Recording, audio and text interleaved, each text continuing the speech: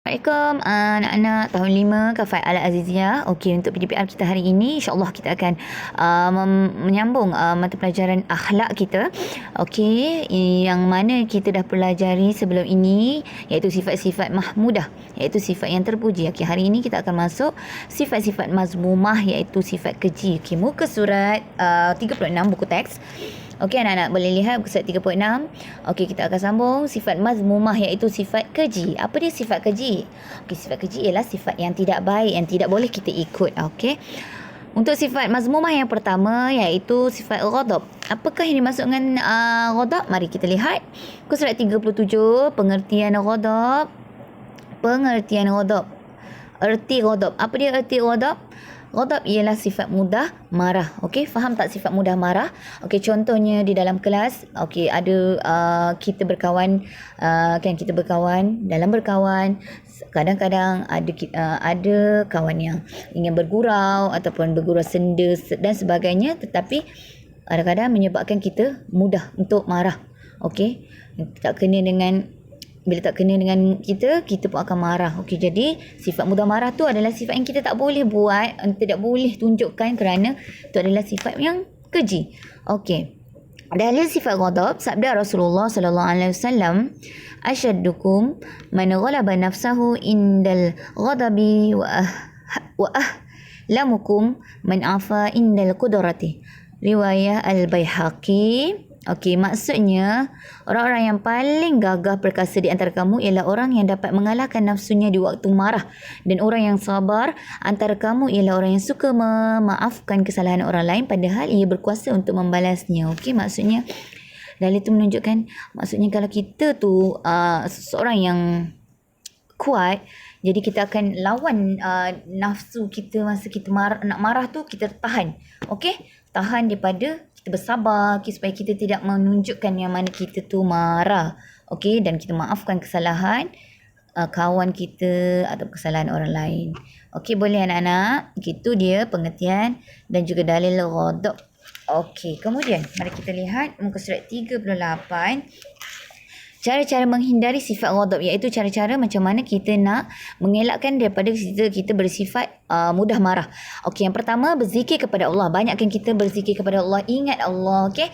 Yang kedua sentiasa istighfar, beristighfar. Selalu mulut tu sentiasa beristighfar, astagfirullahalazim, astagfirullahalazim. Kalau rasa nak marah, okey, istighfar.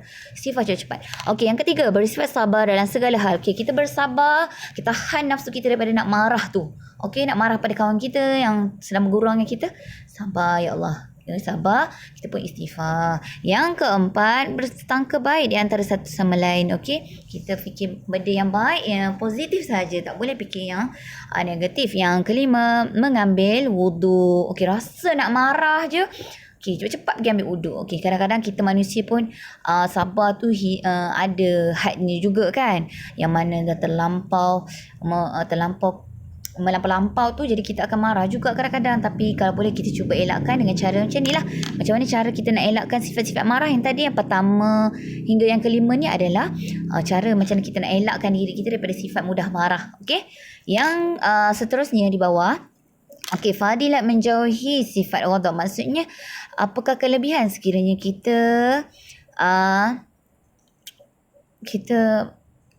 kelebihannya bila kita jauhkan diri kita daripada sifat mudah marah. Yang pertama, kita akan dapat pahala. Okey, Allah akan bagi kita pahala sekiranya kita bersabar daripada okey. Kemudian yang kedua, mewujudkan keharmonian. Okey, hubungan di antara kita sesama manusia akan menjadi harmoni, tak ada masalah. Yang ketiga, mengeratkan hubungan silaturahim, akan mengeratkan lagi hubungan kita di antara kawan-kawan kita. Okey. Yang keempat, mendidik diri bersifat tabah dan sabar. Okey, sekiranya kita dapat elakkan diri kita daripada mudah marah, jadi diri kita akan menjadi sabar, okey, kuat dan tabah. Kemudian yang kelima, terhindar daripada penyakit kronik. Terhindar maksudnya kita akan jauh daripada apa-apa penyakit yang berbahaya. Okey, kalau kita sentiasa marah, nanti kita akan dapat darah tinggi, ataupun kita akan lama-lama kita akan dapat penyakit jantung ke, kita tak kisahlah, penyakit tu sebenarnya datang daripada Allah. Okey, Jadi kalau kita elakkan semua benda tu, insya-Allah kita akan jauh ataupun terhindar daripada sebarang penyakit kronik. Okey. Ini kelebihan lah. Kelebihan kalau kita jauh ataupun elakkan diri kita daripada sifat ghadab. Okey anak-anak. Kemudian akhir sekali muka surat 39. Akibat bersifat ghadab. Apakah akibat anak-anak? Akibat ialah kesan buruk. Apa benda buruk yang kita akan dapat kalau kita bersifat mudah marah. Okey, yang pertama kita akan jadi tidak sabar. Sentiasa tak sabar. Akan menyebabkan kita akan bergaduh dengan atau akan menunjukkan kita tidak suka pada kawan kita. Okey, yang kedua kita akan mendapat dosa. Dapat dosa. Okey. Kemudian yang ketiga boleh menyebabkan penyakit. Okey, dapat penyakit. Yang keempat, memutuskan silaturahim. Hubungan kita dengan kawan pun akan renggang. Okey, jadi dah kalau kita bergaduh ataupun bermasam muka sebab kita tak sabar dengan perangai kawan kita, jadi dia akan memutuskan hubungan kita, hubungan silaturahim. Kemudian yang kelima, mencetuskan pergaduhan dan permusuhan, akan menyebabkan kita bergaduh, bermusuh, tak nak kawan dengan kawan kita sebab kawan kita tu cakap pada kita sesuatu yang menyebabkan kita nak marah. Okey, itu ada kesan buruk yang kita akan dapat sekiranya kita bersifat mudah marah. Okey anak-anak. Okey, sampai di sini saja pelajaran kita untuk hari ini. Okey.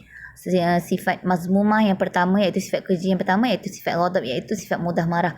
Okey, jadi anak-anak boleh fahamkan dahulu tentang sifat ghadab. Okey.